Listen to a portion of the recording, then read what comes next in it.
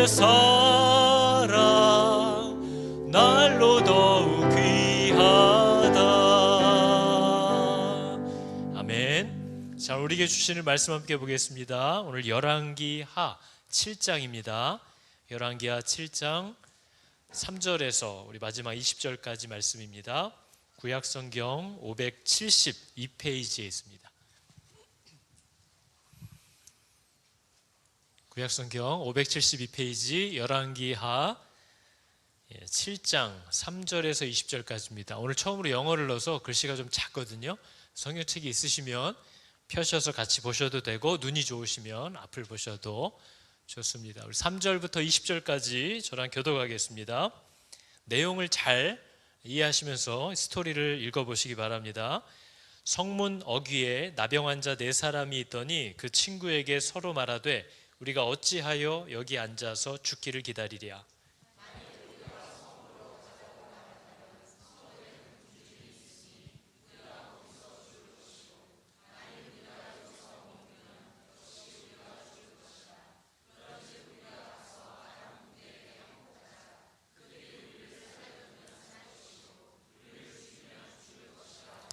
아람 진으로 가려 하여 해질 무렵에 일어나 아람 진영 끝에 이르러서 본즉 그곳에 한 사람도 없으니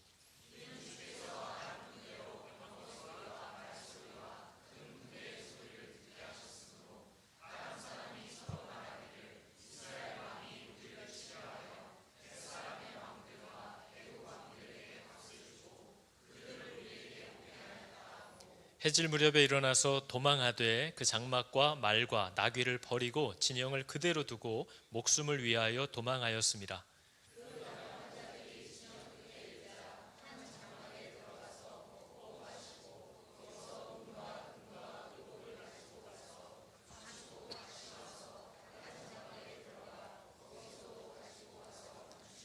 나병 환자들이 그 친구에게 서로 말하되 우리가 이렇게 해서는 아니 되겠도다. 오늘은 아름다운 소식이 있는 날이거늘 우리가 침묵하고 있도다. 만일 밝은 아침까지 기다리면 벌이 우리에게 미칠지니 이제 떠나 왕궁에 가서 알리자 하고,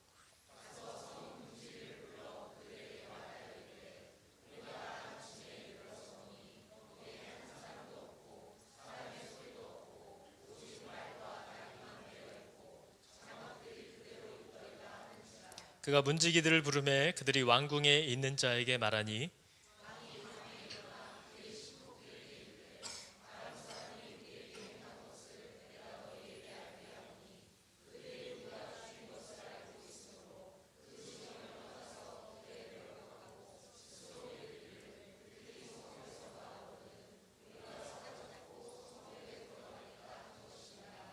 그의 신하 중 한 사람이 대답하여 이르되 청하건대 아직 성중에 남아있는 말 5마리를 취하고 사람을 보내 정탐하게 하소서. 그것들이 성중에 남아있는 이스라엘 온 무리 곧 멸망한 이스라엘 온 무리와 같으니이다 하고,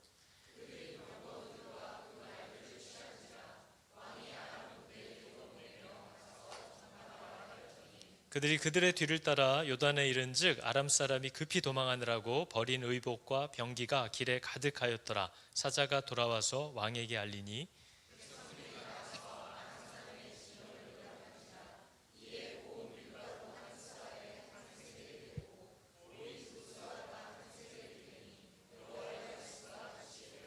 왕이 그의 손에 의지하였던 그의 장관을 세워 성문을 지키게 하였더니 백성이 성문에서 그를 밟음에 하나님의 사람의 말대로 죽었으니 곧 왕이 내려왔을 때에 그가 말한 대로라.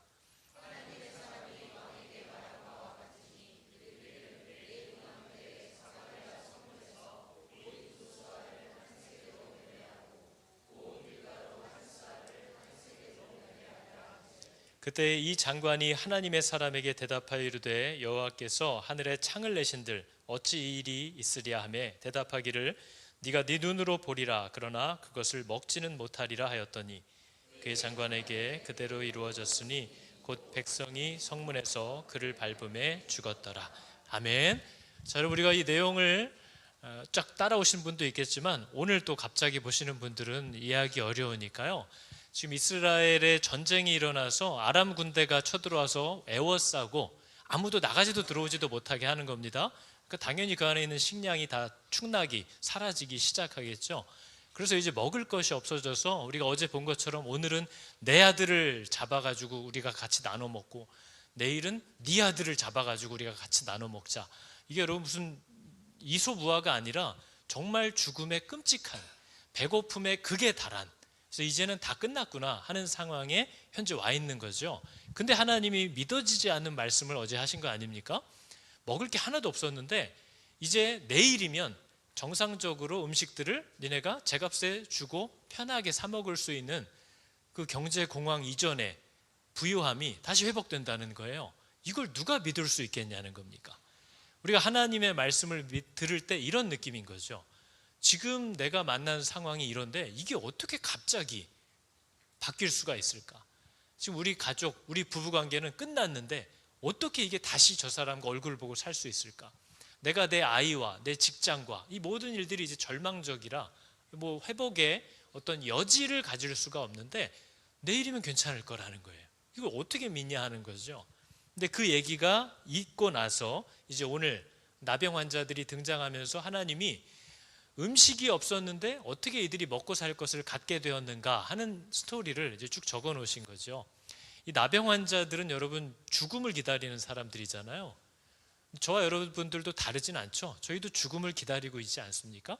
근데 죽음이 기다리고 있다는 걸 알아도 그게 멀면 사람은 지혜롭게 생각하지 못합니다. 그때그때 자기의 욕심을 따라 살죠. 나병 환자들도 죽을 사람인데도 우리가 어떻게 해야 살지? 이러고 살고 있어요. 죽을 것 같으면 다 포기할 것 같은데 하루라도 더 살 수 있는 거를 또 고민하고 있는 거죠. 근데 확실히 죽음이 가까이 오면 죽음은 사람을 지혜롭게 만드는 힘이 있습니다.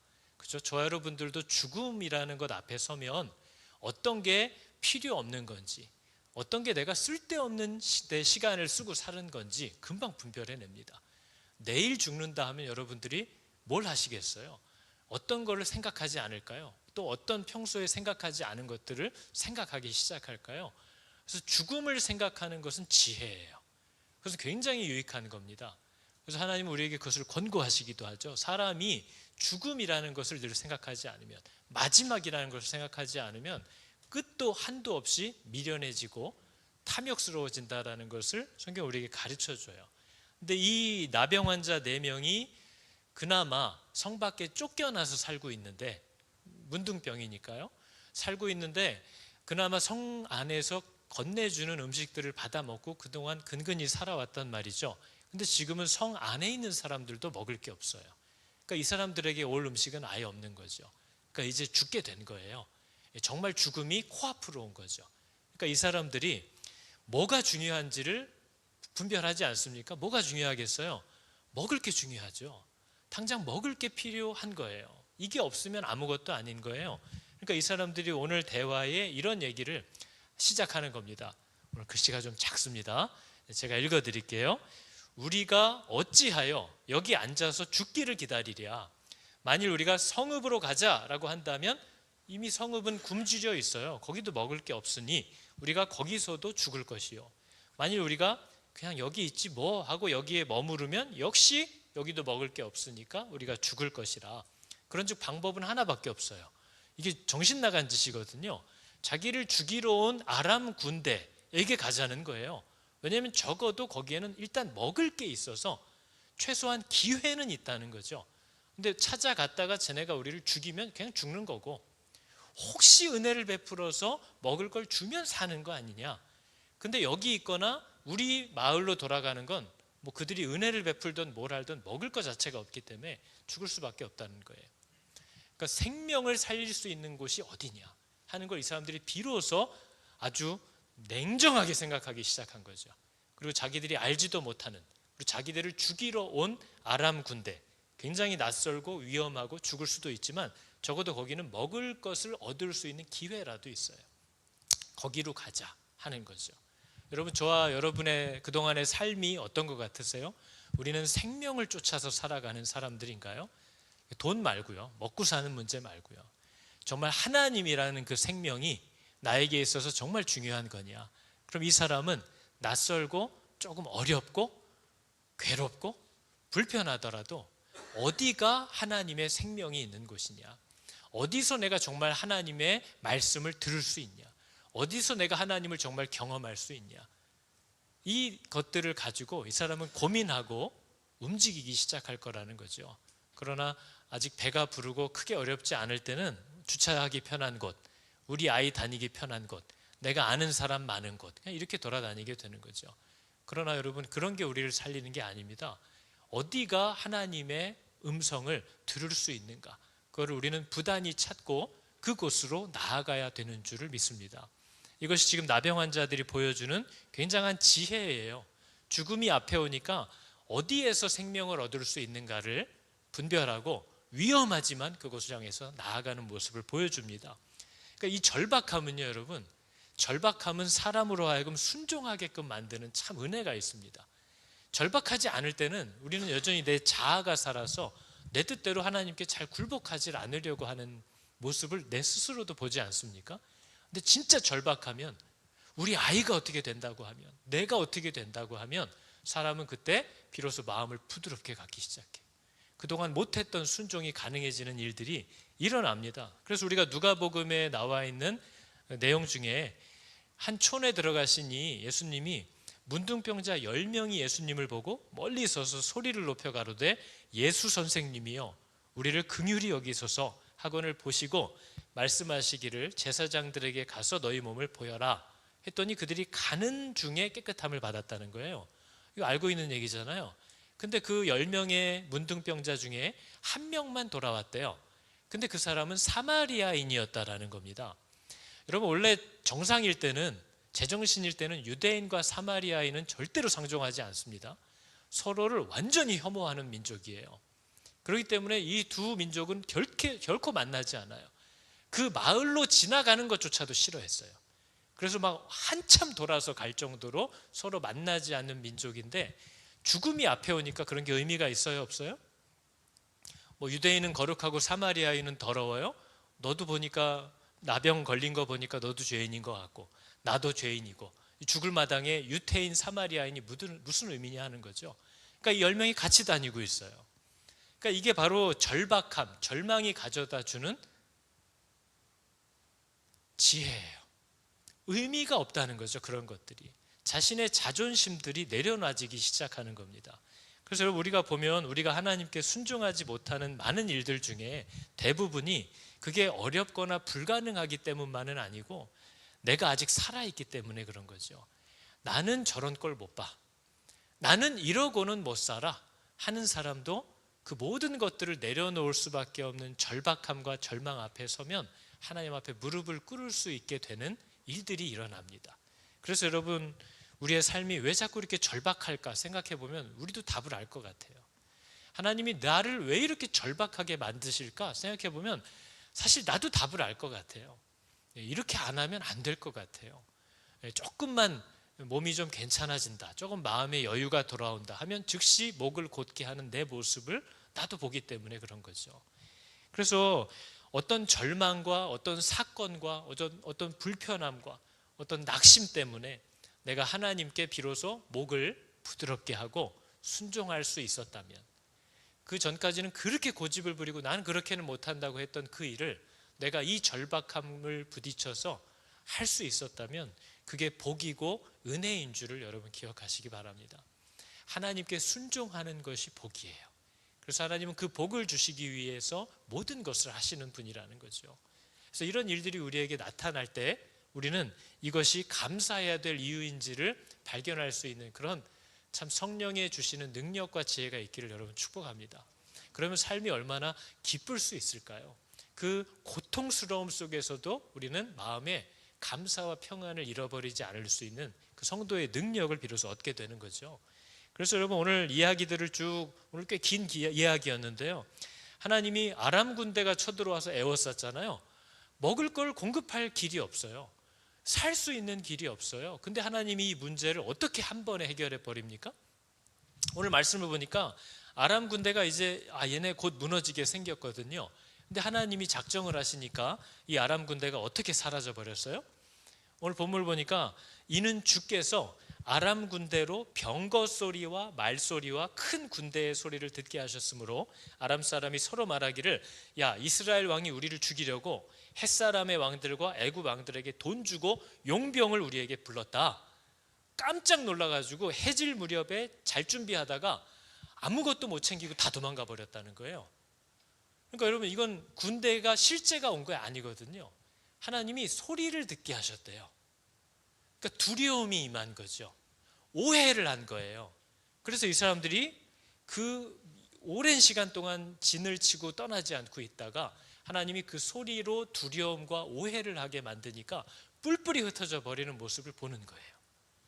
여러분, 이건 거꾸로 말하면 마귀도 성도들을 공격할 때 마귀는 실제 성도를 해할 수 있는 힘을 갖고 있지 않습니다. 마귀는 하나님께 그런 허락을 받은 적이 없어요. 마귀가 사람을, 성도를 시험하려고 하거나 그를 넘어뜨리려고 하면 하나님의 허가를 받아야 돼요. 그건 욥기가 이미 우리에게 보여준 겁니다. 그러나 문제는 뭐예요? 마귀는 거짓말하는 자예요. 마귀는 그 이름이 거짓의 아비입니다. 그래서 마귀는 자기에게 우리를 해할 수 있는 능력이 있는 것처럼 속입니다. 그래서 마귀도 저와 여러분들에게 두려움을 주고 오해를 하게 만들어요. 그래서 우리로 하여금 하나님께 순종하지 못하게 만들고 분열케 하고 사랑하지 못하게 하고 교회를 하나 되게 하지 못하게 하는 일이 두려움에서 오고 오해에서 오는 거죠. 마귀도 우리를 그렇게 공격합니다. 그러니까 우리는 그러한 두려움과 오해가 일어났을 때 어떻게 해야 되겠어요? 우리가 솔로몬에서 재판에서 봤듯이요, 두 엄마가 서로 이 아이가 자기 아이라고 우기는 거예요. 솔로몬이 반을 잘라서 반씩 나눠주래요. 굉장히 합리적이지 않습니까? 반을 딱 가져가면 너무 좋겠죠? 그럼 아이가 죽잖아요. 근데 진짜 어미의 관심은 뭐예요? 내 권리가 먼저가 아니에요. 이 아이가 살아야 되는 거예요. 그게 진짜 어미예요. 하나님을 사랑한다는 건 교회에서도 내가 옳았다는 걸 증명하는 게 그 사람의 초점이 아니에요. 어떻게 해야 그리스도의 몸인 이 교회가 생명을 유지할 수 있는가가 이 어미의 초점이에요. 그렇기 때문에 그 사람은 자신의 옳음을 증명하려고 교회를 자르지 않습니다. 교회를 허물지 않아요. 오히려 자기가 어미의 권리를 포기하면서라도 이 아이가 살기를 원하는 것이 어미의 마음이에요. 그래서 우리는 두려움이나 오해로, 마귀가 우리를 두려움과 오해를 주어서 우리를 분열케 하고 공격할 때에 바로 이런 친어미의 마음을 가지고 어떻게 해야 그리스도가 바르게 드러날까? 어떻게 해야 이 연약한 우리들이 주 안에서 하나됨을 잃어버리지 않을 수 있을까? 하는 것을 고민하면서 지혜롭게 처신할 수 있는 능력을 갖게 되는 거죠. 그래서 우리가 하나님이 적군들을 쫓아내는 모습을 봐도, 마귀가 우리를 공격하는 모습을 봐도 이것은 믿음의 싸움입니다. 이것은 실체가 아니에요. 이것은 정말 우리의 마음에 두려움을 주고 오해를 하게 해서 우리로 하여금 스스로 움직이게 만드는 미혹이라는 거죠. 그래서 우리는 이런 두려움과 어려움을 만날 때에 우리에게 주신 누구의 말을 붙잡고 누구에게 끝까지 순종할 것인가를 결정해야 되는 거죠. 그래서 여러분, 이 은혜를 하나님이 베풀어 주셨잖아요. 먹을 게 어제까지 없었는데 오늘 막 길바닥에 널려 있는 거예요. 그랬더니 이 나병 환자들이 가서 그걸 누리기 시작합니다. 여러분, 하나님이 주시는 은혜는요, 받은 자기가 먼저 누려야 돼요. 자기가 그걸 먹고 마셔야 돼요. 오늘 본문에 보니까 뭐라고 합니까? 나병 환자들이 진영 끝에 다다라 보니까 한 장막에 들어가서 뭐 먹고 마시고 할 게 널려 있는 거죠. 실컷 먹고 마시고 거기서 귀한 것들을 싹 가져다가 자기만 아는 장소에다 탁 갖다 놓고, 또 다른 장막에 들어가 보니까 거기도 막 넘치고 있어요. 거기서도 먹고 마시고 또 가져다가 어디 갖다가 숨겨놓고, 하나님의 은혜로 받은 것들을 막 이 사람들이 신나서 누리고 있어요. 여러분, 막 굶어 죽을 뻔하다가 그걸 봤으니 얼마나 기쁘겠어요? 얼마나 즐겁겠어요? 이 나병 환자들이 그걸 막 누려요. 막 안에 기쁨이 넘쳐 흘러요. 여기를 봐도 먹을 게 있고 저기를 봐도 귀한 게 있어요. 여러분, 제가 예수를 처음 믿고 느꼈던 그 처음 변화는 뭐였냐면요, 평소에 보던 것이 다르게 보인다는 겁니다. 평소에 보던 거예요. 그 평소 일어났던 일이에요. 근데 은혜가 들어오니까요, 그게 복인 줄 알겠어요. 이게 참 감사할 이유구나라는 게 보이기 시작해요. 이걸 봐도 감사할 일이고요, 저런 걸 봐도 기뻐할 일이더라고요. 그게 은혜를 받았을 때 일어나는 일이었어요. 상황이 바뀌어 보이지 않아요. 근데 여기를 봐도 좋은 게 있고 저기를 봐도 좋은 게 있었구나. 은혜가 늘 나와 함께 있었구나. 하나님의 복은 나를 따라오고 있었구나. 다만 내가 그걸 보지 못하고 살았다는 거죠. 근데 은혜를 받으니까 보이기 시작하더라는 거예요. 그럴 때 여러분 그걸 얼마나 누리기 시작하는지 아십니까? 혼자 막 즐거워서 어쩔 줄 모르는 거예요. 혼자 이 기쁨을 어떻게 할 수가 없는 거예요. 이 나병 환자들이 그런 기쁨을 막 누리고 있어요. 저는 예수를 만났다고 하는데 이 기쁨을 누리지 못하고 있다면 생각해 봐야 됩니다. 내가 받은 은혜라는 게 뭔가, 내가 받은 복음의 능력이라는 게 도대체 뭐길래 요만한 일만 일어나도 나로 하여금 그걸 못 누리게 만드는 그런 하찮고 힘없고 보잘것없는 능력인가 스스로 자문해 봐야 되는 거죠. 복음의 능력은 거꾸로거든요. 모든 상황 속에서도 하나님을 떠나지 않고 기쁨을 잃어버리지 않고 그 안에서 끝까지 견딜 수 있는 힘이 복음 안에 있어요. 내가 뭘 받았는지를 알기 때문에 그런 거죠. 그걸 받은 사람들은 그걸 자기가 누리기 시작합니다. 늘 하하호호 산다는 말이 아니에요. 그 어떤 것도 이 사람을 넘어뜨리지 못하더라는 거죠. 이 사람이 그 소망을 계속 붙잡기 시작한다는 겁니다. 근데 성도는 거기서 끝나는 게 아니에요. 오늘 보니까 나병 환자들이 막 신나게 누리고 기뻐하고 막 하다가 갑자기 무슨 생각이 떠올랐어요? 나병 환자들이 그 친구에게 서로 말하되 우리가 이렇게 해서는 아니 되겠도다. 저 생각을 누가 주셨을까요? 왜 저런 생각이 들었을까요? 우리가 이렇게 해서는 아니 되겠도다. 오늘은 아름다운 소식이 있는 날이거늘 우리가 침묵하고 있도다. 만일 밝은 아침까지 기다리면 벌이 우리에게 미칠지니 우리가 떠나 왕궁에 가서 알리자. 이게 무슨 말이에요? 지금은 이게 해질 무렵에 일이 일어났다고 그랬잖아요. 그러니까 지금 막 밤중인 거예요. 이 일이 은밀하게 이 복을 발견한 소수의 사람들이 있었어요.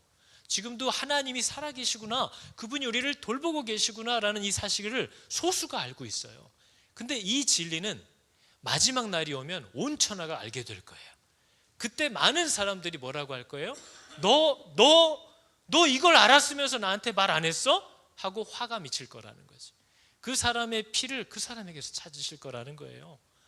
그러니까 이런 은혜를 받았는데 이게 지금 우리만 몰래 어두울 때 발견했으니까 나만 평생 알 걸로 착각하지만 곧 하나님의 때가 오면 이런 은혜가 우리에게 임했다라는 사실을 모두가 알게 될 거라는 거예요.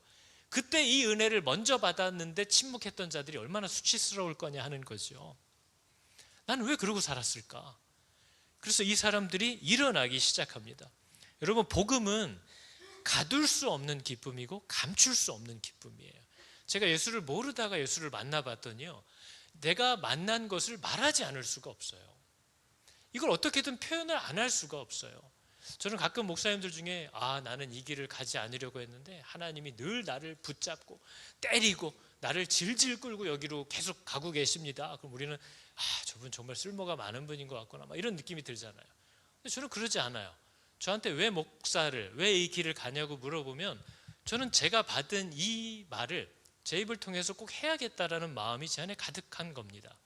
저는 제가 발견하고 받았던 은혜를 모르는 사람들에게 꼭 알려주고 싶다라는 그 마음에서 그 부름이 제 안에 있기 때문에 저는 은혜를 받던 여러분이 못 받던, 제가 그만한 능력이 있던 없던 상관없이 저는 이 말씀을 전해야겠다라는 부름이 제 안에 계속 나타나는 거고, 그걸 제가 원하게 되어서 길을 가고 있는 거죠. 부르심이라는 거예요. 이런 사람은 세상이 막지 못해요. 먹고 살 게 있냐 없냐도 더 이상 관심사가 아닙니다. 이것을 난 아무튼 해야겠다라는 거죠. 먹을 게 있던, 사람들이 좋아하던 싫어하던, 나는 아무튼 이 일을 해야겠다라는 마음이 내 안에 들어와 있다는 거예요. 그게 복음의 성격입니다. 그게 내 안에 일어나는 거죠. 그래서 가끔 이제 청년이나 어른들이 물어보는 분이 있어요. 목사님, 저는 예수를 진짜 믿은 건지 안 믿은 건지 모르겠어요. 그럼 여러분, 너무나 확실한 거예요. 이건 감춰지지 않는 거예요. 내가 그분을 사랑하고 즐거워하고 기뻐하게 되었다는 이 사실은 이렇게 감춰지는 게 아니에요. 우리가 뭔가 좋은 거를 사게 되면 그걸 자꾸 이렇게 은연중에 드러내고 싶어 하듯이, 시계를 계속 보여주고 싶어 하듯이, 누군가 사랑하는 사람이 생기면 자꾸 그 사람 말을 하듯이, 제가 권사님들 누차 얘기하지만 손주 자랑할 거면 10불씩 내고 해라 해도 지갑을 계속 꺼내면서 얘기를 하시는 분이 있는 것처럼 감춰지는 게 아니라는 거예요. 그건 안 감춰지는 거예요. 하나님을 정말 알게 되었다. 교회 다닌다는 말 아니에요. 이분이 어떤 분인지를 알게 된 거예요. 이분이 나를 어떻게 사랑하는지를 정말 알게 된 거예요. 그건 안 감춰져요. 저는 지금도 기억나는 게, 제가 예수를 처음 믿고 뜨거운데 지금 수원에서 목회하는 제 친구랑 길을 가고 있는데 어떤 술 취한 아저씨가 막 비틀비틀 오더니 대낮이에요. 갑자기 지나가는 저의 어깨를 딱 잡더니, 학생, 내가 어떻게 하면 술을 끊을까 물어보시는 거예요. 너무 놀랐어요. 근데 제가 그때 바로 했던 말이 예수 믿으세요라고 얘기했어요. 근데 지금은 못할 것 같아. 근데 이런 일들이 되게 많았어요. 어떤 아저씨는 또 취해서 담배를 들고 지나가시다가, 학상, 지금이 몇 시일까? 이렇게 물어보는데, 몇 시냐고 물어보는 건지 나더러 몇 시인지 맞춰보라는 건지 모르겠네요. 지금이 몇 시일까? 이렇게 물어보셔서. 근데 그때마다 나가는 거는 예수님 만나라는 거예요. 그게 제 안에 들어왔던 뜨거움이었으니까. 이게 말하지 않고는 견딜 수 없는, 이게 드러내지 않고는 견딜 수 없는. 근데 여러분, 오늘날 교회의 모습은 어때요? 뭔가 은혜를 자꾸 받는데요, 은혜를 찾아다니는데요, 제 교회 다니는 분들 보면. 근데 그 은혜를 자기 혼자 이렇게 누려요. 자기 혼자 집에서 이렇게 혼자 커피 끓여놓고 음악 들으면서 너무 은혜가 있다. 근데 이게 밖으로 나가진 않아요. 오늘날 교회의 모습은요, 자기들끼리 좋아하는 나병 환자들의 모임 같아요. 자기들끼리 몰려다니면서 막 여기다 쑤셔 박아놓고 저기다 쑤셔 박아놓고, 누가 뭐 은혜가 있었니? 아니야. 얼마 전에도 얘기했지만 하나님이 나에게 어떤 은혜를 주셨는가, 그거 말하라고 주시는 거잖아요.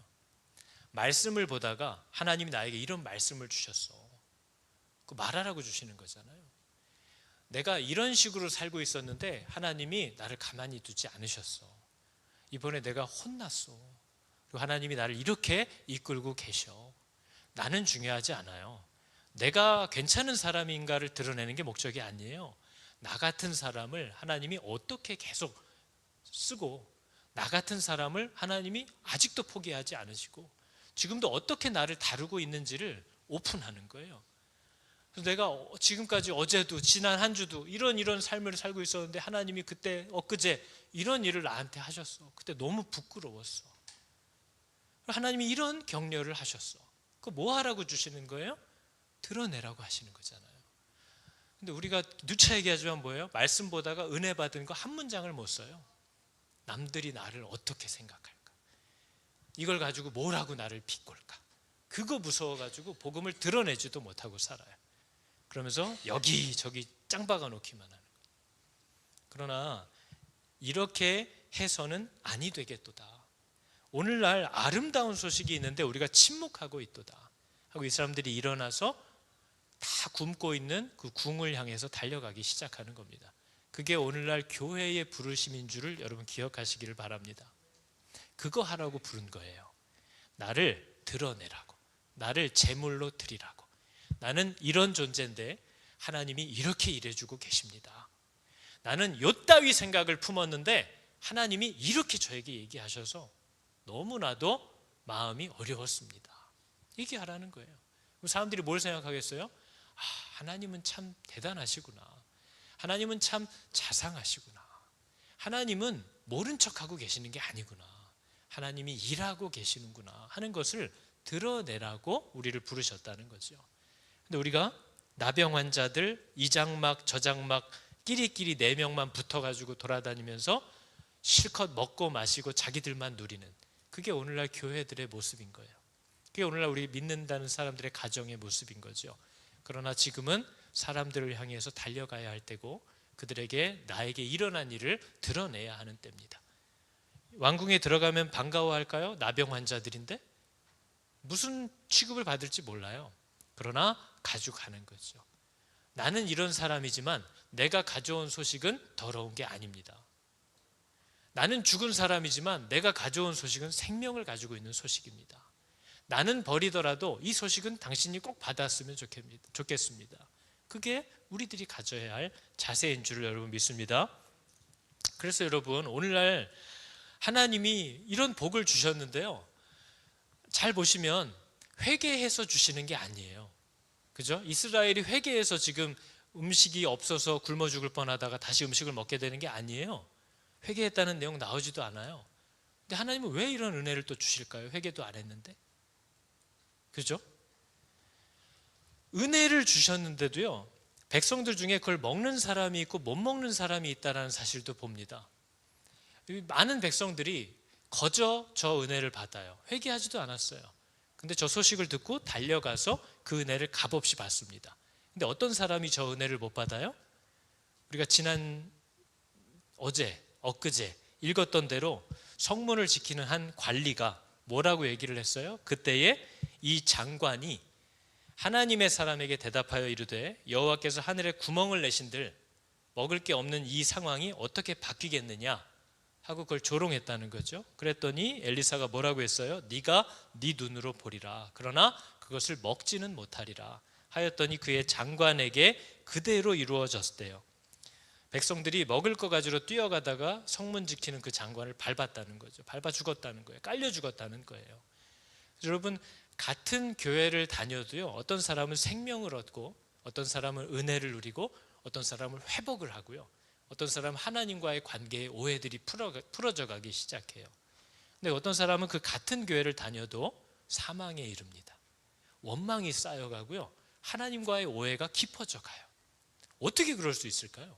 같은 교회인데, 같은 말씀을 들었는데, 같은 성경을 읽고 있는데. 어떤 사람은 같은 사람을 만나고도 은혜를 받고요, 같은 사람을 만나고도 미움을 가져요. 뭐가 문제일까요? 어디서부터 잘못된 걸까요? 여러분, 복이라는 거는 하나님과 연결되어 있을 때만 받을 수 있는 거예요. 그게 거기 있어서 누구나 다 갖는 게 아니고요, 하나님이 앞에 차려놓으셨지만 하나님과 연결되어 있어야만 그것을 누릴 수 있어요. 그게 복의 성격이에요. 우리가 물에서 이렇게 스쿠버 다이빙 하는 거 아시죠? 이렇게 산소통 끼고 들어가면 막 산호초가 예쁜 게 있고 물고기들이 막 다니고 막 물 속에서 이렇게 위를 쳐다보면 또 그 표면에 햇살이 부딪히는 그 아름다움이 있고 너무 멋있잖아요. 스쿠버 다이빙 하면 너무 예쁜 게 많죠. 근데 산소통을 차고 있을 때만 거긴 아름다운 거예요. 산소통이 없이 거기 들어가잖아요. 아무것도 안 보입니다. 지금 숨이 꼴딱꼴딱 넘어가기 때문에 그 아름다움이 하나도 눈에 들어오지 않고 그 아름다운 곳에서 죽을 수 있어요. 그건 뭐의 차이예요? 이 사람이 산소통이 있냐 없냐의 차이예요. 하나님은 우리에게 은혜를 늘 주시는 분이에요. 하나님은 항상 은혜를 주시는 분이에요. 그분이 우리의 부모님이기 때문에 그래요. 그러나 하나님과 연결되어 있지 않으면 주신 줄을 몰라요. 주셨지만 보이지 않아요. 주셨지만 받았지만 먹지 못해요. 그게 우리가 지난주 얘기했던 여호와의 기갈이라는 겁니다. 풍족히 받아 먹고 있어요. 사람들은 은혜를 받고 있어요. 사람들은 회복되고 있어요. 사람들은 말씀이 들리고 있어요. 그런데 그 안에 있으면서도 그걸 먹지 못하는 여호와의 기갈이 있다고 아모스 선지자가 얘기했어요. 그 기갈은 양식이 없어서 굶는 기갈이 아니에요. 그 기갈은 물이 없어서 목마른 그런 기갈이 아니래요. 하나님이 마지막 때에 주시는 그 기갈은 여호와의 말씀을 듣지 못하는 기갈이래요. 하나님과 연결되지 않기 때문에 겪게 되는 기갈이라서 그건 먹어도 마셔도 채워지지 않는 갈급함이라는 거예요. 그게 오늘날 저와 여러분들이 겪고 있는 결핍입니다. 그게 이 부유한 사회를 살고 있으면서도 늘 궁핍하다, 늘 갈급하다, 늘 채워지지 않는다고 얘기하는 그 기갈이 바로 이 여호와의 기갈이에요. 믿지 않는 자들에게 부어지는 저주와 비참이 바로 그런 겁니다. 은혜가 앞에 부어져 있는데도 먹지 못해요. 여러분, 이 말은 거꾸로 말하면요, 모두가 기갈을 호소하고 있는 자리에서도 풍족히 먹는 자들이 있다는 뜻이에요. 은혜가 없어요. 야, 이런 교회에서 어떻게 은혜를 받아? 저런 말씀을 들으면서 어떻게 은혜를 받아? 이런 사람들하고 어찌게 함께 하면서 은혜가 될 수가 있어? 하는 자리에서도 은혜를 받는 사람들이 있어요. 저는 지금 제가 생각해 보니까 저는 고등학교 때 예수를 만났거든요. 근데 그 교회가 뭐 그렇게 건강한 교회였다고 생각되지는 않는 것 같아요. 지금 보니까 저는 가는 교회마다 이렇게 건축을 하는지 뭐 이렇게 오라고 그래서 가면은 뭐 합판을 나르자 그러고 벽돌을 옮기자 그러고, 그래서 저는 전도사님하고 친구들하고 막 합판 나르고 벽돌 옮기고 삽질하는 거 막 하면서 재밌다고 우리끼리 낄낄 대고 놀다가 끓여주는 라면 먹고 막 했던 그거를 막 은혜인 줄 알았어요. 근데 생각해보면 여러분, 그것처럼 비참한 게 어디 있어요? 교회에서 말씀을 듣는 것도 아니야, 양육을 하는 것도 아니야, 모여가지고 맨날 시간 보내느니 내가 은혜라고 지금 생각해보니까 생각했던 건 탁구 치고 놀았던 거, 라면 끓여 먹고 놀았던 거, 선생님들하고 예배 끝나고 떡볶이 먹으러 갔던 거, 그게 다인 거예요. 그런데 저 은혜를 받았어요. 저는 거기서 하나님을 알았어요. 아주 작은 말씀 하나가 내 안에 꽉꽉 심겨졌었어요. 그냥 오며 가며 들렸던 하나의 말씀, 작은 말씀들이 그때 너무나 분명하게 내 안에 들어와서 뿌리를 내렸어요. 참 신기하죠. 하나님은 당신의 사람들을 어디서나 먹일 수 있는 분이에요. 그래서 이런 환경이나 뭘 탓할 때가 아니에요.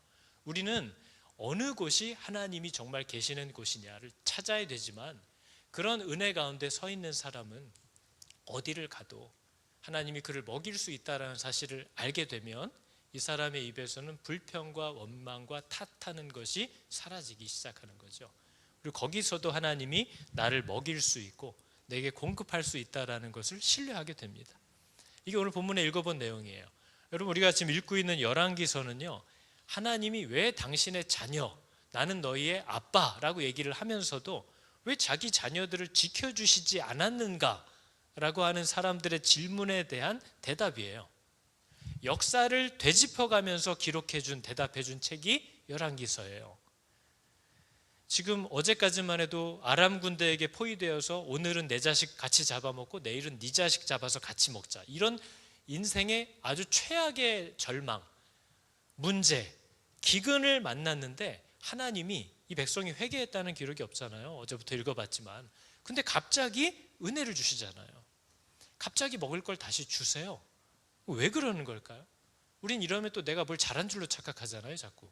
그래서 우리는 누가 문제를 만나면 너 죄가 있는 거야, 욥기 친구들처럼, 욥 친구들처럼 그러고, 누가 또 일이 형통한 것 같으면 저분은 참 귀한 분인가 보다, 이렇게 착각하는 사람들도 있죠. 근데 우리가 열왕기서 어제 오늘 말씀을 보니까 어제 오늘만이 아니죠. 구약 성경이 거의 다 그렇습니다. 백성이 회개해서도 은혜를 받지만 회개 안 하는데도 하나님의 은혜가 끊어지지 않는 걸 보는 거예요. 하나님은 왜 회개 안 하는데도 은혜를 줄까요? 하나님은 때로 징계하기도 하고요, 때로 은혜로 베풀기도 해요. 은혜를 줬다고 잘했다는 뜻 아니에요. 다 맞았다고 다 잘못했다는 뜻도 아니에요. 하나님은 우리를 기르시는 분입니다. 하나님은 저와 여러분들을 길러요.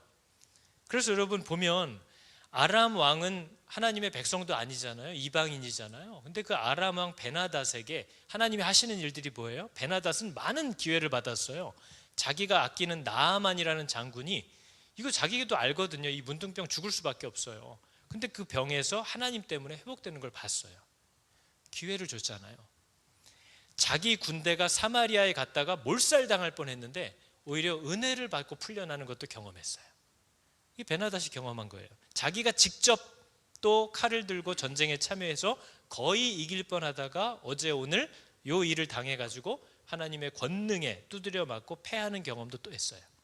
내일 보시면 여러분 베나닷 왕이 병들어서 죽게 됩니다. 근데 하나님의 사람이 근처에 있다라는 얘기를 듣고 하나님의 사람을 불러요. 다시 한번 하나님을 생각하게 되는 거죠. 그랬더니 엘리사가 가서 네가 병상에서 일어날 수 있을 거라고 얘기해요. 이런 은혜를 왜 이런 이방인에게 하나님은 계속 줄까요? 이스라엘 왕도 똑같은 은혜를 다 경험했어요.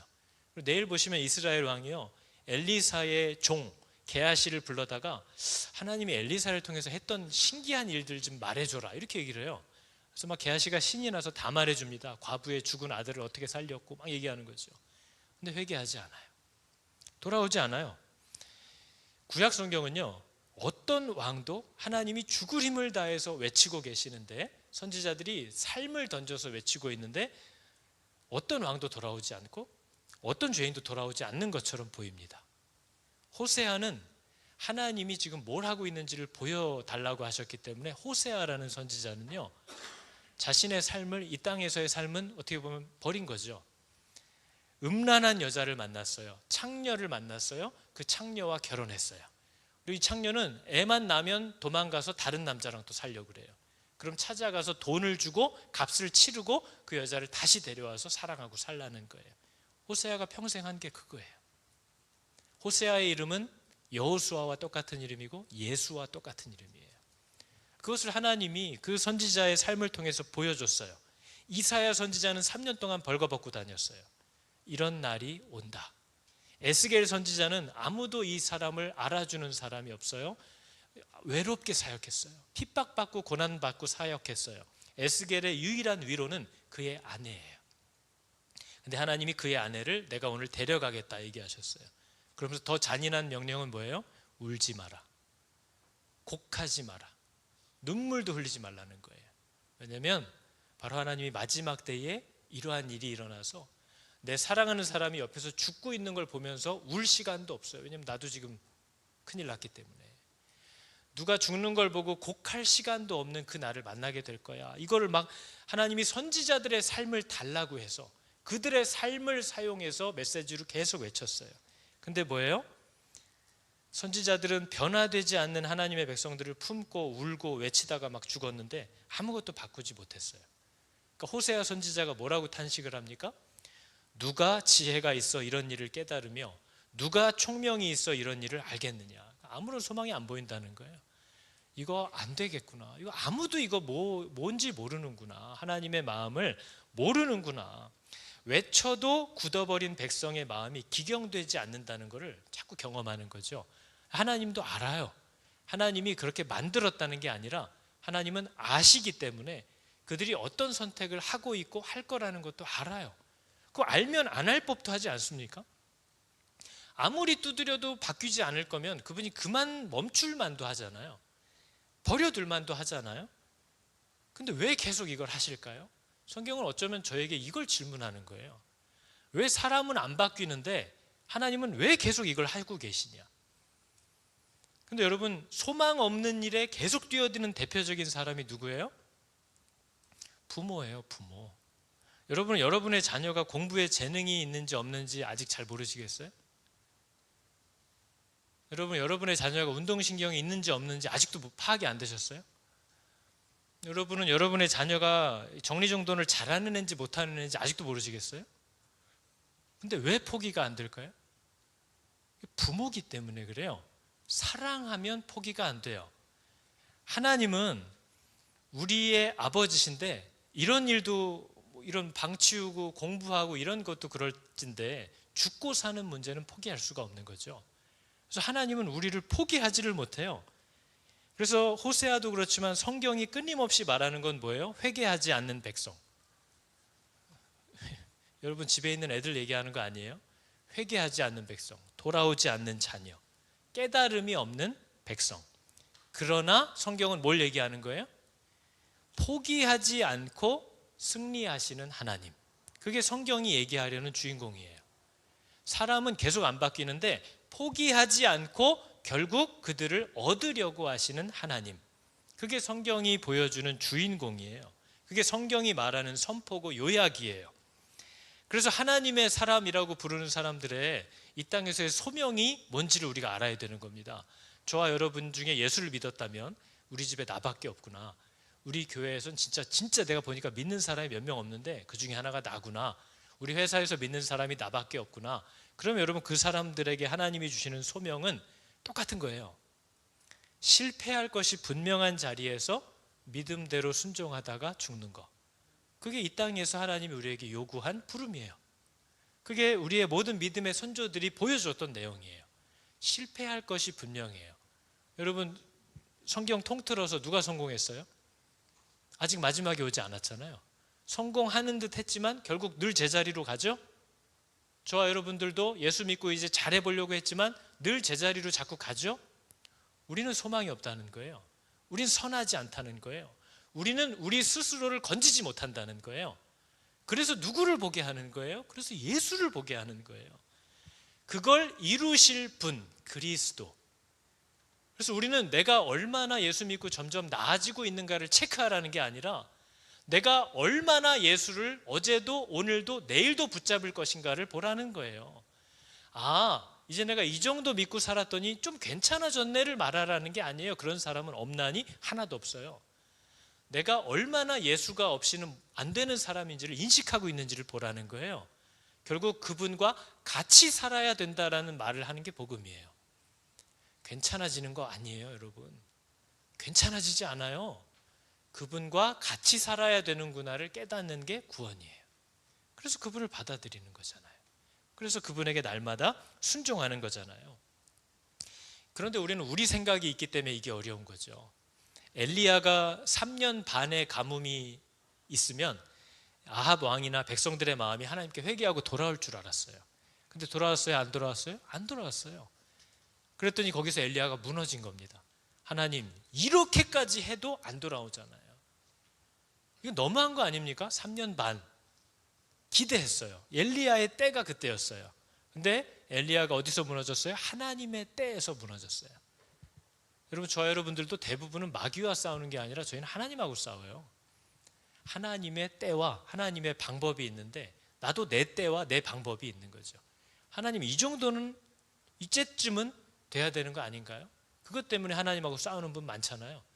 하나님, 상황이 이런데 이런 식으로 해주셔야 되는 거 아닌가요? 그것 때문에 하나님하고 손절하신 분도 있을 거예요. 우리는 하나님의 때와 싸워요. 왜요? 누가 주인이냐에 대한 질문이에요. 네가 주인이야? 내가 주인이야? 거기에 대한 우리의 대답이 필요한 거죠. 그래서 여러분, 모세가 40세가 됐을 때 하나님을 위해서 살아보겠다고 막 힘을 냈어요. 근데 그때는 하나님이 침묵했잖아요. 모세가 열심을 냈는데 하나님이 침묵했어요. 모세가 너무 상처를 받았어요. 너무 낙심했어요. 80이 됐어요, 나이가. 이제는 인생을 정리해야 되는 때가 됐어요. 근데 그때 하나님이 불렀어요. 그랬더니 모세가 한 말의 뉘앙스가 뭐예요? 지금까지 뭐 하다가 이제 나타나냐. 그게 모세가 하는 말이에요. 그러니까 나의 계획과 나의 때가 여전히 나에게 있으면 이 사람은 다룸을 받아요. 우리의 소원은 뭐예요? 우리의 소망은 뭐예요? 날마다 그분과 함께 가는 거예요. 날마다 그분께 순종하는 것뿐이에요. 그게 우리가 할 수 있는 유일한 것이고 우리의 유일한 능력인 줄을 여러분 기억하시기 바랍니다. 그래서 여러분, 엘리야 자신도 나중에 하나님이 이걸 가르쳐 주잖아요. 하나님이 이런 능력을 보여줘도, 엘리야의 능력을 가지고도, 엘리사의 2배의 능력을 가지고도 이 사람들 회개 안 한다는 거죠.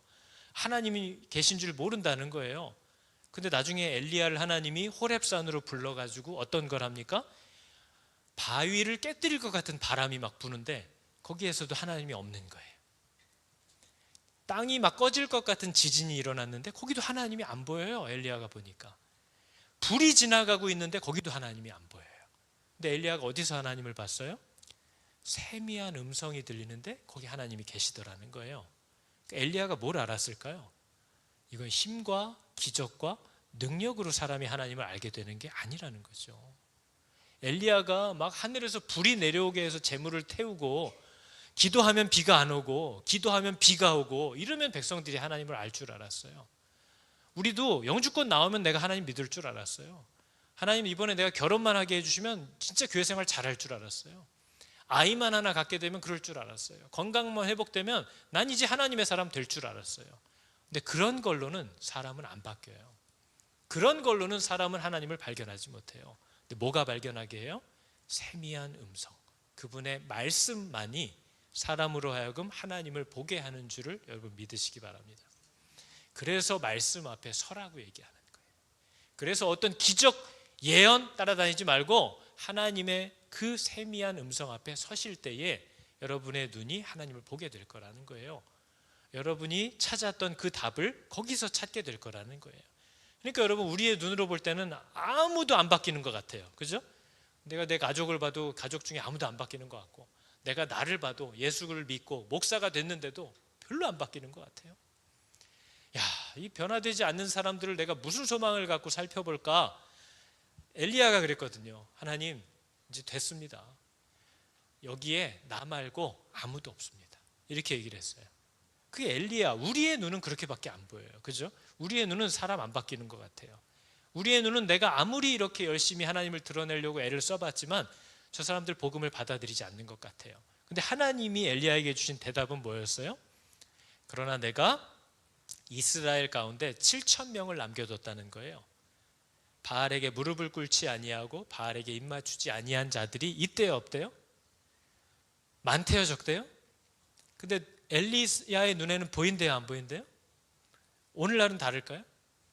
저는 이 말세에 하나님이 엄청난 일들을 행하고 계시다라는 걸 우리가 알아야 된다는 거죠. 왜냐하면 하나님은 사람을 얻으려고 하시는 분이에요. 그래서 우리는 이 교회가 망했다, 요즘 교회가 비어간다, 요즘 믿는 사람이 없어진다 할지 모르지만 하나님이 왜 이 땅에 오셨는지를 우리는 기억해야 돼요. 그분은 사람을 부르시고 얻으시는 분이에요. 그래서 우리 눈엔 보이지 않는데 하나님은 7,000명 있어 얘기하시는 거예요. 이게 무슨 신천지 14만 4천 명처럼 7천 명이라는 뜻 아닙니다. 이만한 완전한 하나님의 사람들이 있다는 거예요. 여러분, 지금도 우리가 막 누가 요즘 그러고 살아 하지만 어쩌면 이 세상에는 하나님의 말씀이 지금 들리는 사람들이 있어요. 많아요. 이 세상에는 그 말씀을 따라 순종하며 쫓아가고 있는 사람들이 있어요. 적지 않아요. 그러나 내 눈이 보지 못하는 거죠. 그러나 우리는 눈으로 보는 걸 믿어야 돼요. 하나님의 말씀을 믿어야 돼요. 이 말세에 우리는 우리가 절망하고 탄식하는 것보다 훨씬 놀랍고 감격스러운 일들이 아마 많을 거예요. 저는 가끔 돌아가시는 분들을 보면서도 보거든요. 사람이 죽음을 앞에 두면 옆에 아들이 있고 아내, 남편이 있고 자식들이 있고 손주들이 있으면 얘들아 일로 와봐라 하고 대화할 것 같죠? 자기 코에 호흡에만 붙어 있어요. 어떤 것도 신경 쓸 수 없어요. 이 사람과 대화도 할 수 없어요. 오직 그 코에 호흡에서만 붙어 있는 그 마지막 때가 있어요. 그 음침한 사망의 골짜기까지 다가가서 그와 얘기할 수 있는 유일한 분이 있습니다. 그분이 예수 그리스도예요. 저는 하나님이 굉장히 많은 사람들을 죽음에서 끌어냈다라고 믿는 사람입니다. 저는 많은 사람들이 하나님을 떠나서 제멋대로 살았지만 그의 죽음의 사망의 음침한 순간에 유일하게 다가가실 수 있는 그 하나님이 얼마나 많은 사람들을 부르셨는지 저희는 몰라요. 그러나 하나님의 나라에 갔을 때 저희는 너무나 놀랄 것 같아요. 제가 안 보이고 다른 사람들은 많은 거죠. 우리가 안 보이면 어떡하지? 내가 안 보이면 어떡하죠? 그러나 생각지 못했던 사람들이 하나님의 그 구원의 은혜에 붙들려서 와 있는 것을 보게 될 수도 있는 거죠. 그게 하나님이 하시는 일입니다. 놀랍죠? 안 놀라우시군요. 놀라운 거예요. 너무나 감격스러울 것 같아요. 그래서 우리는 이 시간을 어떻게 살아야 되는가, 뭘 붙잡고 살아야 되는가, 내가 지금 왜 이런 문제와 갈급함에서 벗어나지 못하는가. 오늘 말씀 제목처럼 은혜는 항상 주셔요. 왜요? 아버지니까요. 잘해서만 줘요? 아니요, 못해도 줘요. 여러분 늘 얘기하는 거지만 기도해서만 받으셨어요? 기도 안 한 것도 받았어요. 하나님의 은혜는 늘 앞에 있어요. 그러나 믿음으로 반응하지 않으면 누리지 못해요. 그것을 은혜인 줄도 몰라요. 앞에 밥상이 차려져 있는 줄도 몰라요. 입에 넣어줬는데도 씹을 줄 몰라요. 그러다가 굶어 죽는다는 거죠. 그래서 여러분, 지금은 시선을 다른 데에 돌릴 때가 아닙니다. 뭐를 탓할 때가 아니에요. 내가 그분과 연결이 되어 있는가를 확인해야 되는 때인 거죠. 아까 오늘 했던 찬양 중에 오늘 처음 해보신 것 찬양일 텐데 주님을 바라봅니다라는 찬양이 있습니다. 저는 이 찬양이 열왕기서의 상황과 너무 똑같은 내용이에요. 주님을 바라본대요. 근데 문제는 뭐예요? 지금은 넘어지고 있대요. 비록 지금은 넘어져도 주님을 바라보는 이유는 하나밖에 없는데 주가 이곳에 여전히 계시기 때문에 주를 바라본대요. 여러분, 이게 성도들이 넘어져도 소망을 버리지 않을 수 있는 이유입니다. 내가 지금 주님을 계속 바라보는 이유는 잘했기 때문도 아니고 잘할 수 있어서도 아니고 하나님이 떠나지 않고 버리지 않고 여전히 우리와 계속 같이 계시고 있기 때문에, 여전히 여기에 계시기 때문에 우리는 그분을 계속 바라볼 수 있다는 거예요. 세상은 여전히 어둡고 우리의 눈도 가리워져 있대요. 한치 앞길을 알 수 없대요. 그러나 뭐가 중요한 거예요? 여전히 우리 곁에서 우리를 감싸 안으시는 주님, 그분이 있기 때문에 내 눈을, 내 시선을 그분에게 드리리 얘기하는 거죠. 여러분, 이게 우리의 유일한 고백입니다. 성경은 하나님을 얘기하는 거예요. 저와 여러분의 꽤 괜찮았던 위인전을 얘기하는 게 아닙니다. 소망 없는 세상, 깨달음이 없는 백성, 돌아오지 않는 자녀, 그러나 한결같이 일하고 결국 그들을 얻으실 아버지, 그 얘기가 성경의 선포예요. 복음이에요. 그래서 복음이에요. 얻으실 거라고요. 우리를, 내 아이들을 얻으실 거라고요. 내 남편을 얻으실 거라고요. 내 아내를 얻으실 거라고요. 내 아버지를 얻으실 거라고요. 아멘 하신 분들의 가정에 그 일이 일어날 줄을 믿습니다. 지금 말고 할까요? 아멘이 안 나올까요? 왜 그걸 사모하지 않을까요? 하늘에 구멍을 내봐라, 그런 일이 일어나나 못 받는 거죠. 하나님은 사람을 얻으려고 오신 분입니다. 어제 굶던 사람들을 오늘 배 터지게 먹일 수 있는 분입니다. 믿어지십니까? 믿어지십니까? 믿어질 때 하나님이 일하심을 볼 수 있을 줄을 믿습니다. 마지막 날에 우리는 감격하게 될 거예요. 마지막 날 우리는 감사하게 될 거예요.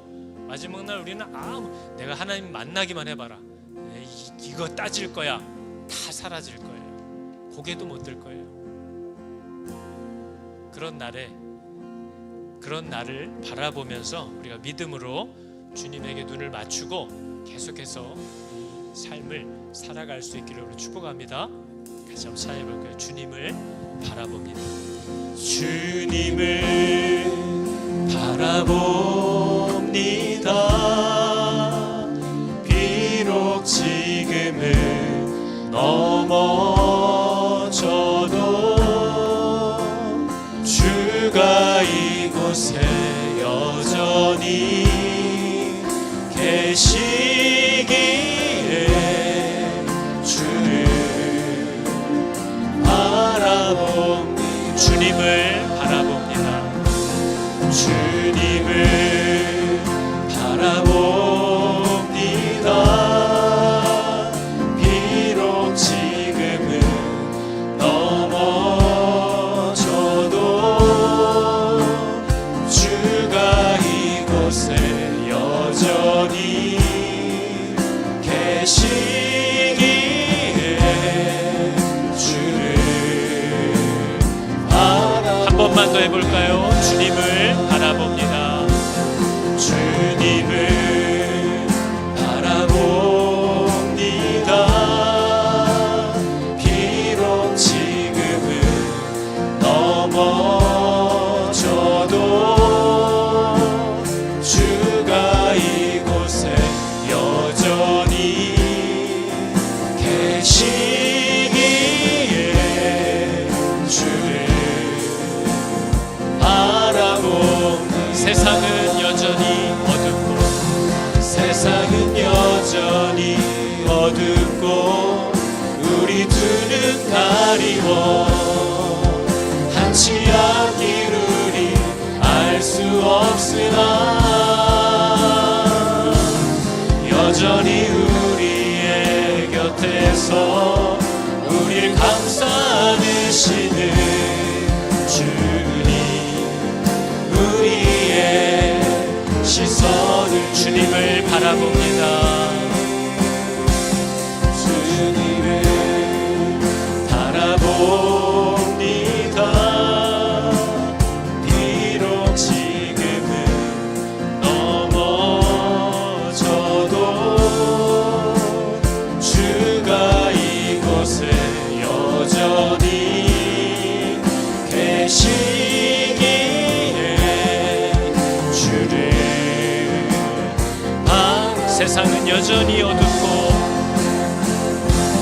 세상은 여전히 어둡고 우리 두 눈 가리워 한치 앞길 우리 알 수 없으나 여전히 우리의 곁에서 우릴 감싸 안으시는 주님, 우리의 시선. 세상은 여전히 어둡고 세상은 여전히 어둡고 우리 두 눈 가리워 한치 앞길 우리 알 수 없으나 여전히 우리의 곁에서 우릴 감싸 안으시는 주님, 우리의 시선을 드리니 주님을 바라봅니다. 비록 지금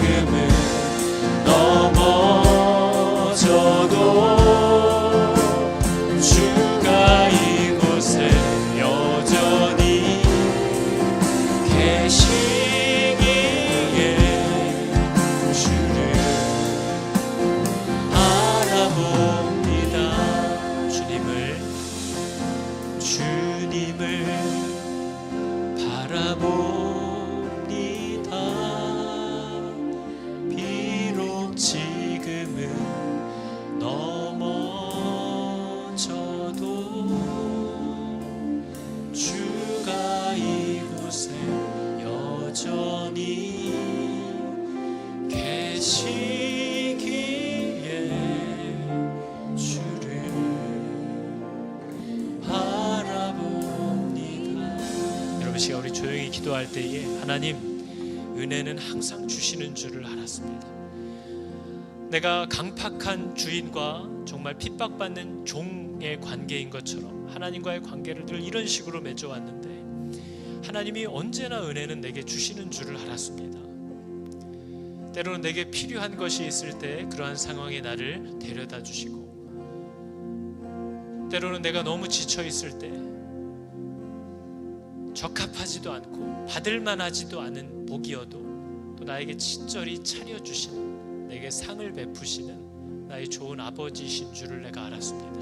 하나님, 마음을 강팍하게 하고 하나님을 오해하고 밀쳐내는 것을 멈추고 나를 이렇게 한결같이 사랑하고 품으시는 나의 좋은 하나님, 나의 좋은 아버지를, 아버지 나로 이제 바로 만나게 하시고 알게 하여 주사 나로 하나님을 향한 믿음과 신뢰 가운데 주님이 나를 위하여 예비하시고 준비해 놓으신 그 모든 은혜와 복들을 발견할 수 있는 눈을 열어주시고 그것을 맛있게 먹을 수 있는 하나님 성령의 능력과 은혜를 허락하여 달라고 이 시간 하나님 앞에 잠잠히 그러나 간절히 구하며 나아가도록 하겠습니다.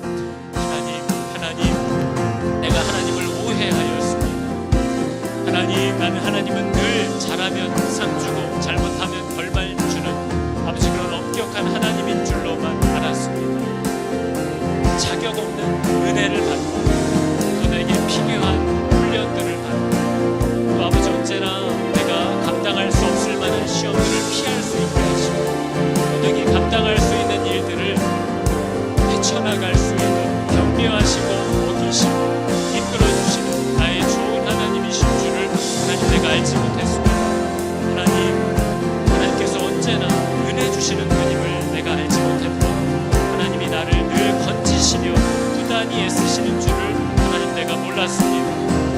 하나님, 지금도 이런 놀라운 은혜로 많은 사람들을 부르고 얻고 계시는 그 하나님의 열심을 나로 만나게 하여 주시고 그 하나님의 열심을 나로 맛보아 알게 하여 주소서. 앞으로의 평생에 하나님을 신뢰하는 복된 마음 가운데 살게 하여 주시옵소서. 하나님, 내게 베풀어 주신 은혜들이 이곳저곳에 널려 있는 줄을 알게 하여 주셔서 아버지 정말 기쁨으로 힘있게 감사로 살아내는 저희들이 다 되게 하여 주시옵소서. 주님, 나의 연약함과 부족함을 내 앞에 늘 아뢰며 하나님을 힘있게 의지하며 나아가기를 결단하오니 주여 나를 붙잡아 주시고 아버지 나를 인도하여 주사 하나님께서 걸음만 함께 하게 하시고 정말 그 놀라운 갚을 수 없는 은혜를 누리게 하여 주시옵소서.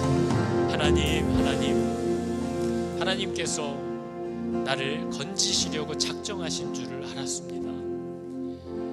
나는 내가 어떻게 하느냐에 내 복과 저주가 달려있는 줄로 착각했는데 하나님은 나를 결코 기어코 얻으시고 기어코 살리시려고 오신 줄을 알았습니다. 우리 모두를 향하여 그러신 줄을 알았습니다. 우리는 서로를 비교하고 우열을 매기며 은혜 받을 만한 사람, 하나님 가까이 있을 만한 사람, 서로 저울질하고 잘난 척하고 판단하며 살았는데 하나님은 우리를 다 얻기 위하여 부단히 일하시는 줄을 알았습니다. 자격 없는 저희들에게 자격 없는 은혜들을 지금도 주셔서 우리의 눈을 열어 우리가 큰 사랑 받는 줄을 발견케 하셔서 우리의 마음을 얻으시는 줄을 하나님 알았습니다. 하나님, 내 눈을 열어주사 하나님을 사랑하게 하시는 이 일이 일어나게 하여 주시고 내 마음을 활짝 열어주사 하나님이 나를 위해 이곳저곳에 뿌려두신 모든 복과 은혜들을 발견할 수 있는 눈을, 또 그것을 누릴 수 있는 복을 하나님 허락하여 주시옵소서. 항상 은혜를 주시는 줄 알았습니다. 회초리가 있을 때에도 때로 엄하게 꾸짖으실 때에도 나를 얻으시려는 하나님의 그 열심을 이해하고 감사로 감격으로 누릴 수 있는 참 자녀들이 다 되게 하여 주시옵소서. 여호와는 내게 복을 주시고 너를 지키시기를 원하며 여호와는 그의 얼굴을 비추사 은혜 베푸시기를 원하며 여호와는 그 얼굴을 너희에게로 향하여 드사 평강 주시기를 원하노라.